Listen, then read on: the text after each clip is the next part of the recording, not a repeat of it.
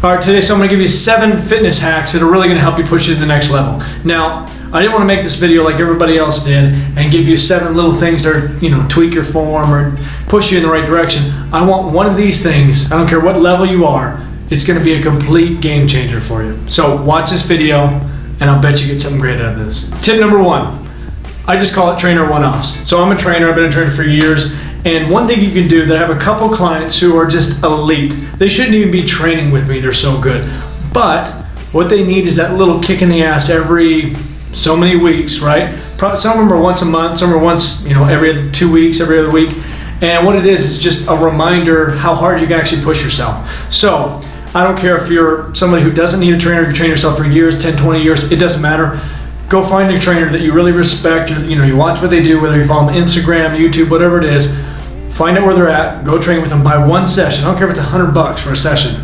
Go train with them one time, because I guarantee you walk away with something you don't even have, right? Some piece of knowledge or some little tweak in form. Like, just for example, yesterday I trained a girl who's trying to get her lats bigger. She's doing a fitness show. She needs thicker, wider lats. So one little tweak in her form of just a simple lat exercise made her connect to that muscle so much better that now I think within a few months, that won't be an issue anymore. Tip number 2, change it up. Now, what I do is every 4 weeks, I'll change up my routine. So maybe I'll set it in stone. I'll say, all right, for these 4 weeks, I'm doing high volume. And I'll go out and I'll do crazy amounts of volume, 20, 30 reps per set, and I might do 20 sets, right? And I just push it, quick pace, not a ton of weight. And the next following 4 weeks, I'll just overload myself with weight, and I'll do some really compound movements. I might only do 2-3 exercises per workout, sometimes even less, right? For arms, I'll do 1 set for biceps, 1 for triceps, do really high intensity style. But what that does for me is it changes up enough to where my body's just completely, it's floored every time I go in the gym, right? So by that 4 weeks is up, you're pretty well adapted, but then you change it up, throw some either heavy load on top of you, some giant sets, maybe even change your split completely, where instead of having, say you run a 4-day split, maybe do it where you have a 3-day split. You cram everything in 3 days, get a ton more rest throughout your week. Trust me, your body's gonna love that change, and it's gonna respond incredibly well to it. Tip number 3, this is my favorite tip. I don't know why I put it number 3, but that's just how I wrote it out in my notes.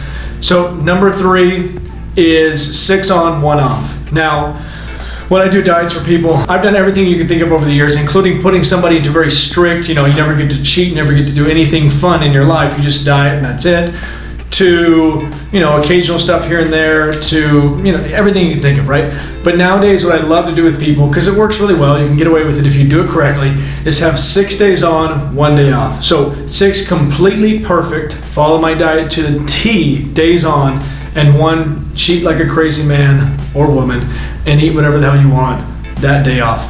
Now, the reason I like to do it like this is because if you have any variance in your week, right? I'm sure you guys are guilty of this. I've done this before in the past, where I justify having, a little more rice throughout my day or having something that I'm not supposed to in those individual days. What it does is it screws me up. The calories go a little too high or a little too low.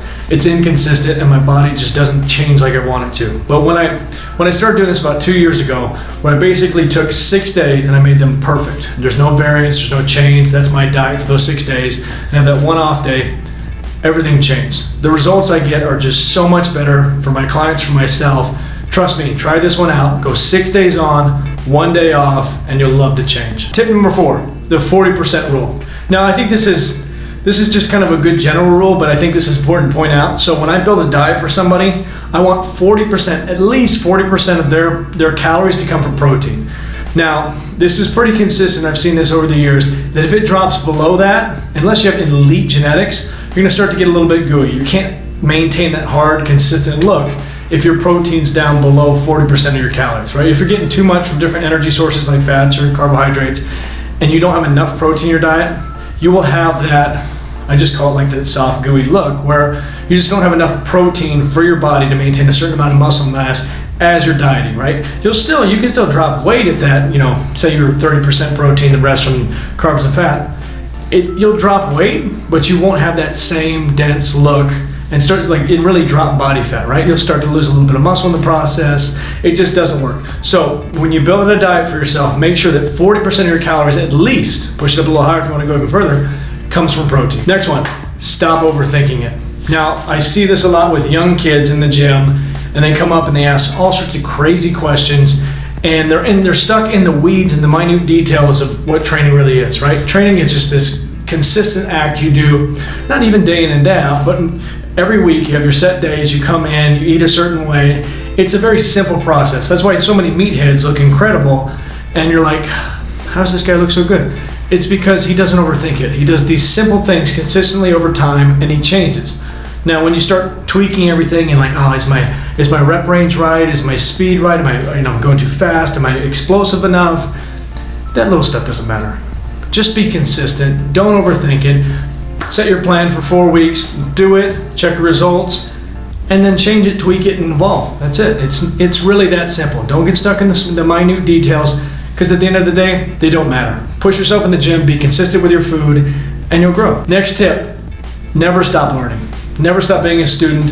And I've done this in the past where I get burnt out. I got enough online clients, in person, training myself. I don't even want to think about fitness at the end of the day. But here's the thing. I'm doing you a disservice if I don't dig in deeper and learn more. Even doing these videos, I've gotten so much information, different case studies I've found on, the effects of melatonin, which has changed my outlook on that. Just different stuff with sleep studies. There's so much more that you can learn and evolve and grow from. And what I equate it to is learning more biohacks about your own body that you can use to help other people, right? So never stop being a student. Last one. Now this one's just a little bit fun because for me it's really helped me recently, but you guys know those Theraguns or percussion guns that they have out there.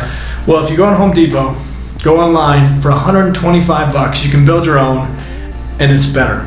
And I'm not saying that because I made it myself, it's better because it's a DIY. No, truly it's better. Those guns, they don't really have a variable speed. It's on, off, or on, and 3 little speeds. This one, you can pull it and slowly increase the intensity. And for me, it's been a game changer because any sort of injury that I've had, or I have clients with, crazy IT band problems, hip tightness, everything you can think of, this fixes it incredibly quickly, right? It isn't rolling out every day. It's getting in there for a half hour and just cranking on it to where the next day they're bruised to hell. I am too when I use it. But the speed of that recovery and that change is so much quicker. So let me show you. All right, so this thing, yeah, it does look scary. It used to be a saw, but trust me when I say it's better than anything you'll find online, because here's the trick, right? So you have the little trigger on the side. You can slowly increase the intensity of it so you can really work into that muscle and the tightness and not just blow it out of the water, because most people can't take that, especially clients that have really tight IT bands. You can't just floor them with a Theragun or something and just has 1 or 2 speeds. You got to really ease into it, and then you can crank on them, right? So trust me, get one of these or make one yourself. You'll be surprised at how much quicker your recovery is when you use these. All right, so that's all I got today. 7 fitness hacks. I know one of those things, if you really take it to heart, is gonna help you out. Because even for me, just reiterating some of these things makes me think about, okay, let me check my calorie intake, make sure my protein's in the right spot on a daily basis. I need to go back and use that Theragun a little bit more because I am tight. My IT bands are a little bit torn up right now. I gotta just use this stuff, right? Use the knowledge that I have that I'm giving other people. So take that, run with it. I hope you liked this video. If you did, hit the like button, make sure you subscribe, hit the little bell to get notified. Have an incredible day.